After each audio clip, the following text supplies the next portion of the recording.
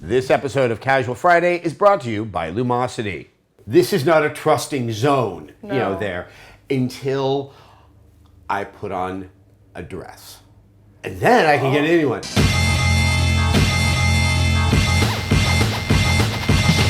Oh, it's over. It is over. It is over. Thanks for sending me out into the cold. Oh, good. 2 weeks in a row. Thank God you did that.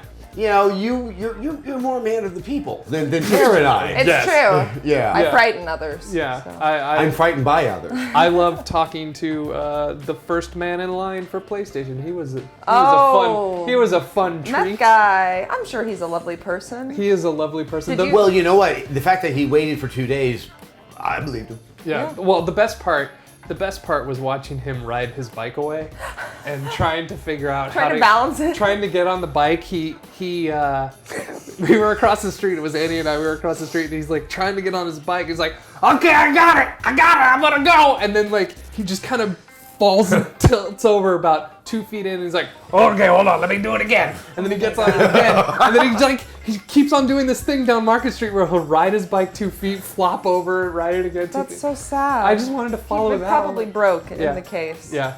So good job, whatever your name was. Tragic. Yeah. Oh, he was amazing. What were the other people like? The other people in line? Mm-hmm. Normal. Yeah. They were just, the people at Best Buy were always sad because they're at Best Buy. Because they're at Best Buy Yeah. and they don't realize that. God, remember when that was the retailer du That jour was, oh my for God. consoles? You would just wait in line for days and it would be a party. And now it's just the people who don't know that the internet exists who are out there. Well, the same could be said for GameStop as That's well. true too. Were people there for the party, or were they really there for the console? The ones at Best Buy were definitely there for the console. Yeah. They were the ones who did not pre-order. They even had a pre-order line set up at Best Buy with 5 people in it.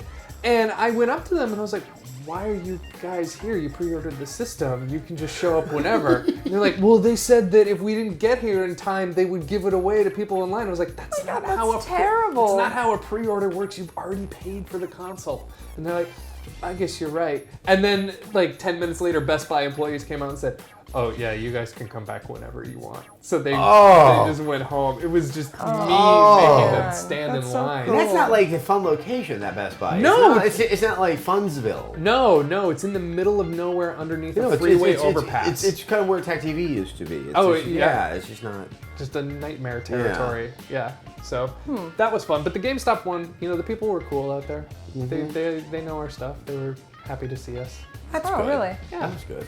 I've never had that experience. No, and it was even better because they let us inside the store. Look at that. GameStop. It was so warm in there. Oh, I So warm. I know people are like, "Oh, I was in Michigan and it was 10 degrees outside." Well, that's because you live in we Michigan. live in California. Yeah, you expect that. No one's surprised by the weather in Michigan. No, we were surprised that it was 54 degrees. Not used to this with my thin winter jacket. So, in terms of, I remember the 360 launch. I barely remember the PS3 launch. I remember the Wii launch. Yes, very, very much. The PS3 launch was mostly people, at least my experience was, I was in line with a bunch of people to buy the console because that's what you did back then. But I remember about 80% of them were in line to sell it on eBay.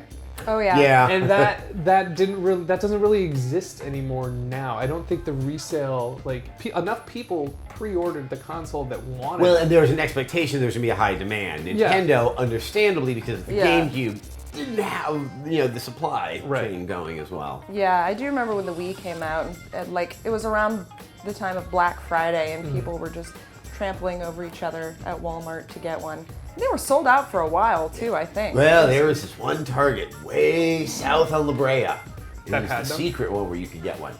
Yeah, I remember. I got my Wii at launch as well, but I remember you could not go into a store for a good 5-6 months. No, you couldn't. And find one on But the shelf. I mean more that I've that year compared to this one. This one it was almost kind of like the marathon runner that's kind of blacked out but still manages to cross the finish line.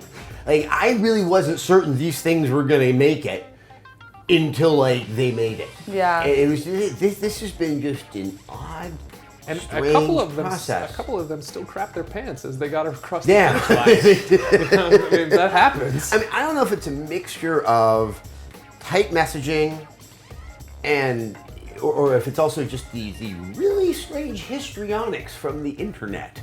But this just didn't feel like excitement. This felt like anxiety and terror and sycophancy. It was just really strange. It just felt like everyone was going, "Why now?" I don't know what it was. It didn't feel like a launch. Yeah, I mean, the messaging around both of the consoles has been so weird. I think people are just like not sure if they should be excited about it or not. Like, I know a lot of people have been tweeting at me that they canceled their pre-orders. The messaging from both doesn't give that sense that you're supposed to be excited. Yeah. It's almost like you're supposed to be obliged. Yeah. Yeah. And it's just, I remember, I would call them like launch butterflies. It's like, ooh, the 360, I can't wait. And this was like, all right, yeah, I'll go. Yeah. Well, have we hit the point, technologically speaking, where those giant leaps are no longer there anymore? I mean, I don't even know if it's the quality of the product because, like, no one. I mean, look. I mean, we had all of like 24 hours with the PlayStation 4 to kind of give a quick assessment of it, but it was. I don't think it's like anyone. I think some people made assumptions. Oh, that's not going to be good, and that's not going to be good. I just think it didn't have that build up, that sense of like, hey, we're at the threshold of something really cool and new. And I think in both cases, there was something really cool and new about it. It was strange. I think maybe we've forgotten some of the excitement also that was like around E3 and stuff. Like that was a pretty exciting time. When they announced the PlayStation 4, that was exciting. And then when they went back and then tried to just shit all over Microsoft and be like, oh wait, look, here you can have my game. Oh, that was, I mean, I'm supposed to be jaded. And I was sitting there going like, ooh, things got interesting. Exactly. Yeah, I mean, being in there when they announced that was the weirdest moment I've been a part and of. I've always liked Jack Tretton because there's something very affable, avuncular, if you will, and that he kind of knew exactly how to sort of drag it out. Like he did the setup, and you knew like, okay, they're about to take a third punch that we weren't ready for. And he just kind of dragged it out and did the thing with the pocket. It's like, oh my God, they're coming in cheaper. And it was just that moment of like, exactly. That's drama. We didn't have to do anything to make that happen. Maybe the last couple months have made us forget that. Yeah.